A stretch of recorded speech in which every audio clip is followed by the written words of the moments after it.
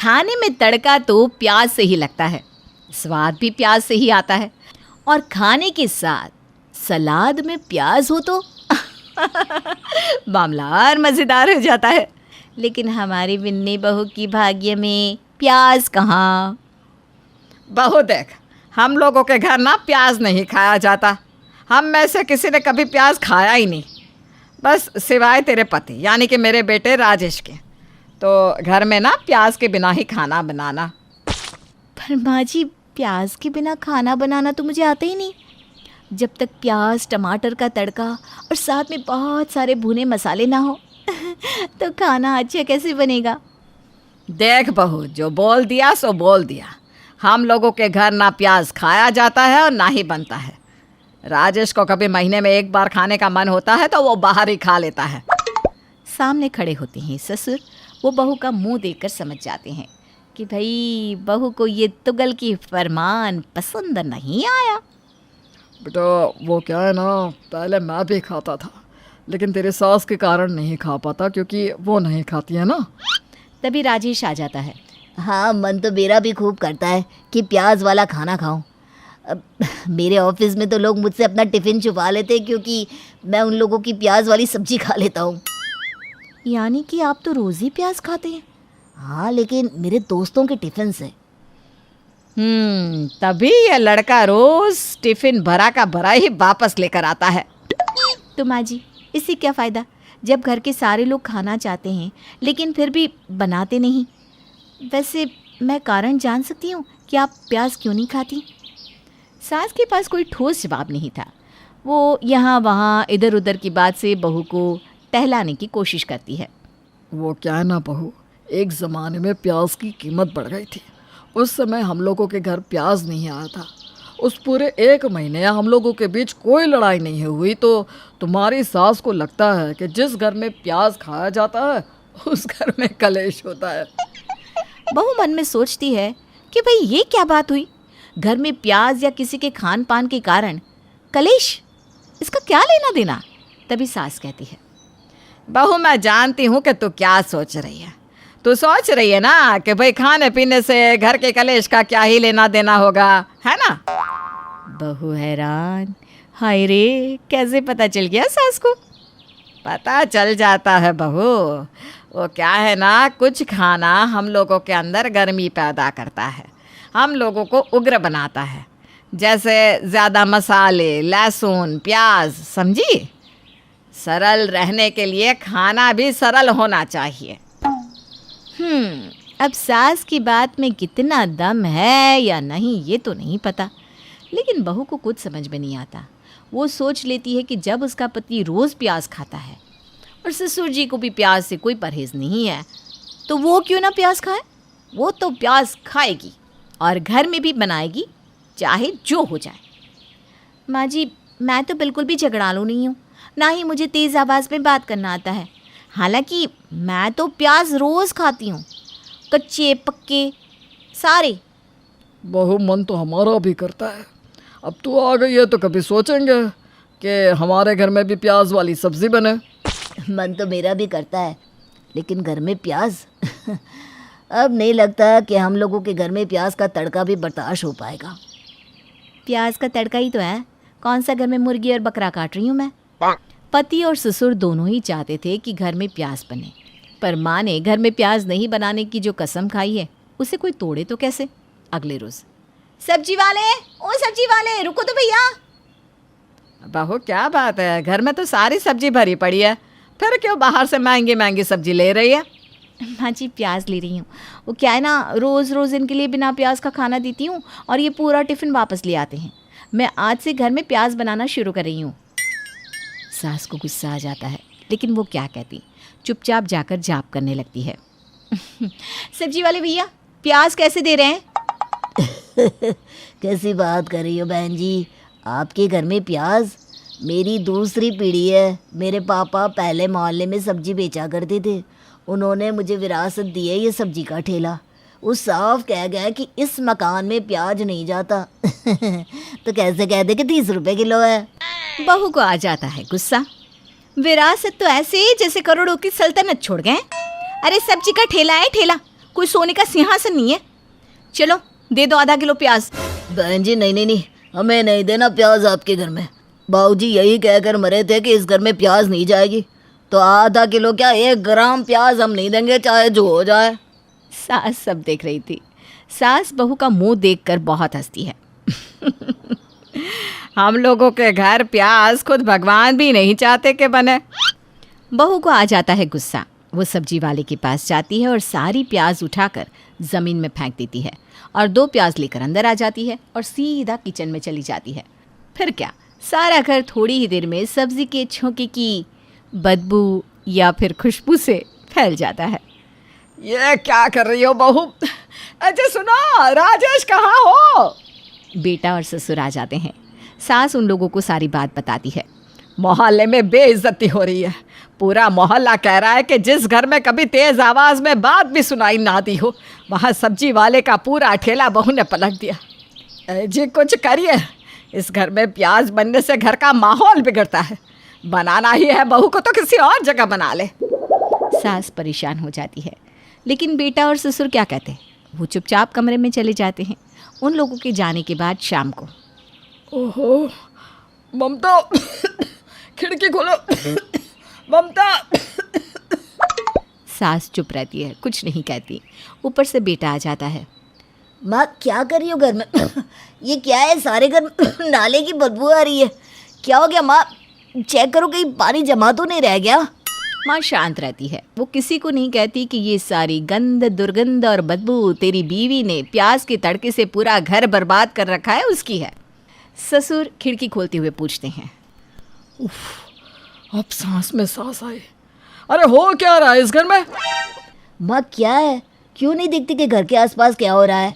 सास बहू की ओर देखती है। वो भी देख रही होती है कि घर वालों को प्याज की आदत नहीं है, तो कैसे उन लोगों की तो सांस ही उखड़ी जा रही है प्याज के झोंके से। ए जी, आपके लिए मैंने आज स्पेशल सब्जी बनाई है, पता है आपको? बहू क्या प्याज डाला है?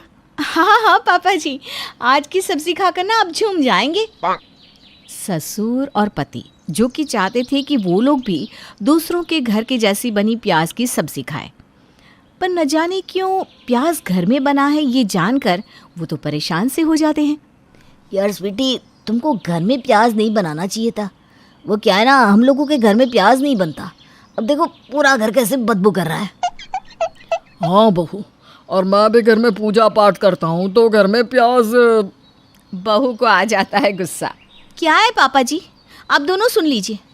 आप लोग खाओ या ना खाओ, मैं तो प्याज खाकर रहूँगी। ये क्या बात होती है?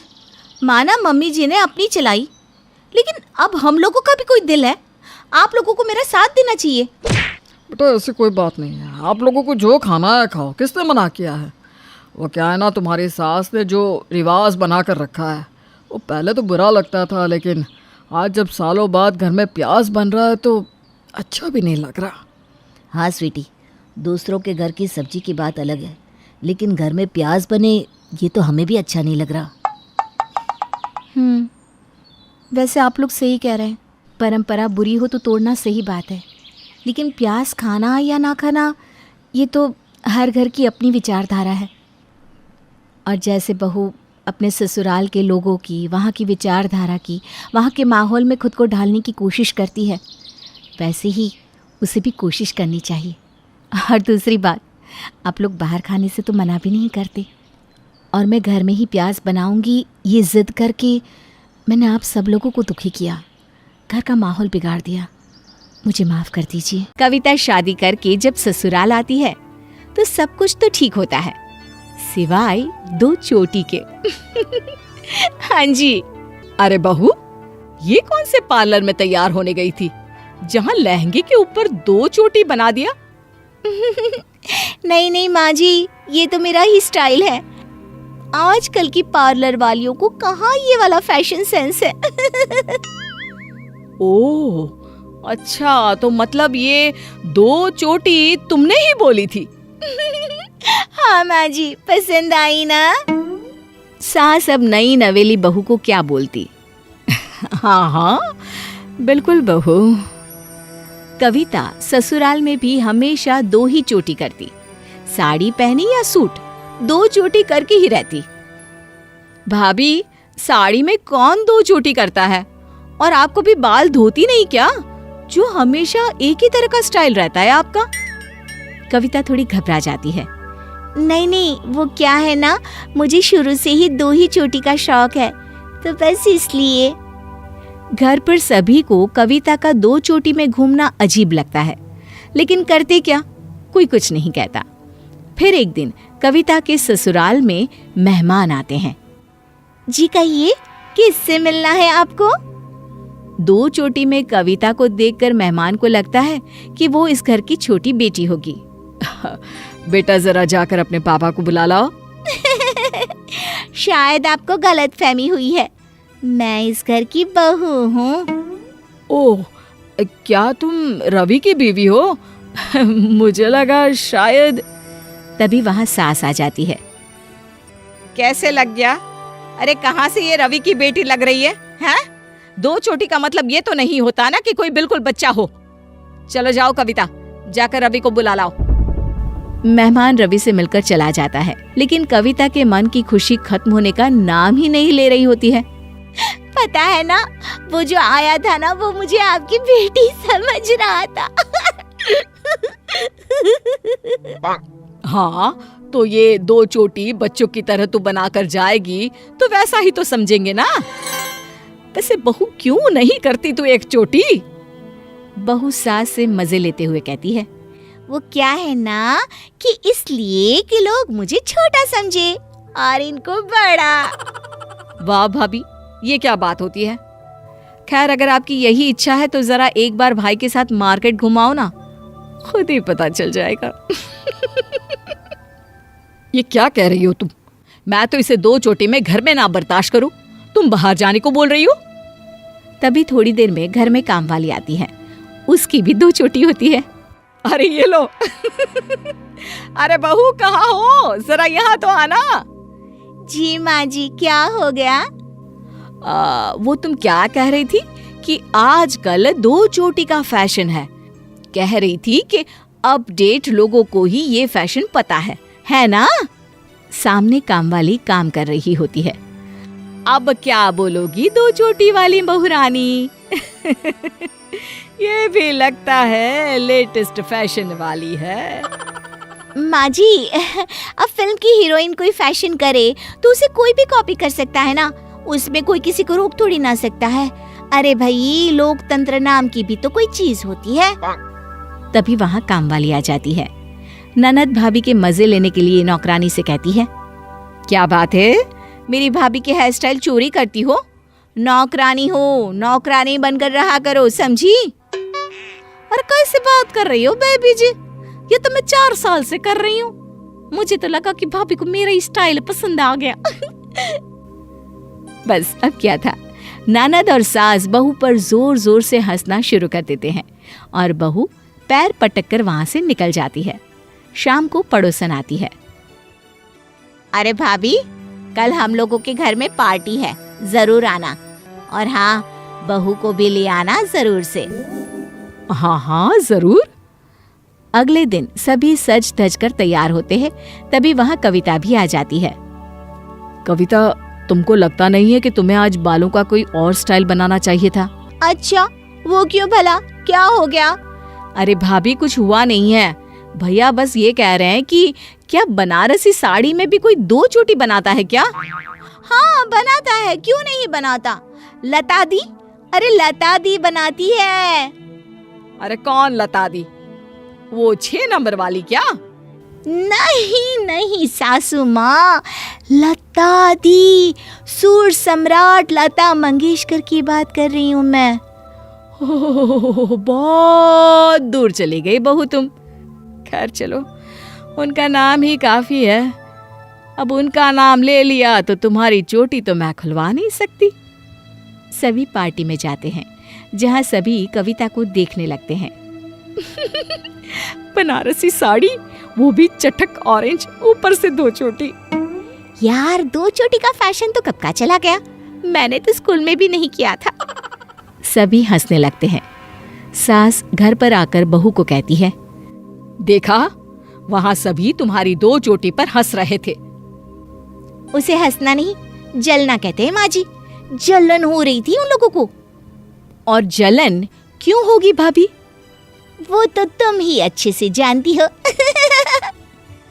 ननद और सास समझ जाते हैं कि आसमान को जमीन से मिलाना फिर भी मुमकिन है, लेकिन बहू की 2 चोटी की आदत को छुड़ाना मुश्किल। तभी वहां बेटा आ जाता है। क्या हो गया? गर्ल्स गैंग परेशान क्यों है? आपकी बीवी की ये सड़ी सी हेयर स्टाइल के कारण भाई। ये हेयर स्टाइल चेंज करा दीजिए ना प्लीज। करा दी समझो, पर मुझे क्या मिलेगा? मेरी सारी सेविंग्स बस। अरे मैं तो वो तेरी फेवरेट इडली रोज बना दिया करूंगी, ठीक है? पक्का वादा ना? ठीक है फिर एक रोज कविता का पति उसे कहता है, कविता चलो ना घूम कर आते हैं। अरे नेकी और पूछ पूछ चलो। आदत के अनुसार बहू 2 चोटी बनाकर पति के साथ निकल जाती है, जहाँ रास्ते में उन लोगों को पति का दोस्त मिल जाता है। अरे रवि, क्या हाल है? सब मस्त यार, तू बता क्या हाल है? काफी दिन हो गए मिले। हाँ, लास्ट टाइम भाभी जी के साथ मिले थे। बहुत सुंदर है यार तेरी बीवी, और कितना प्यारा जोड़ा बनाया था उन्होंने।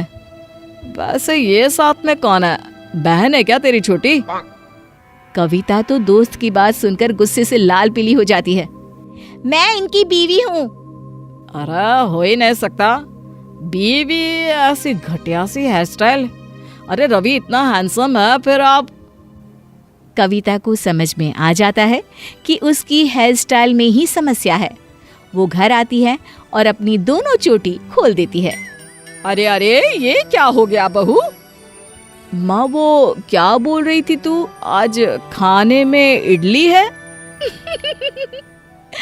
भैया मान गए।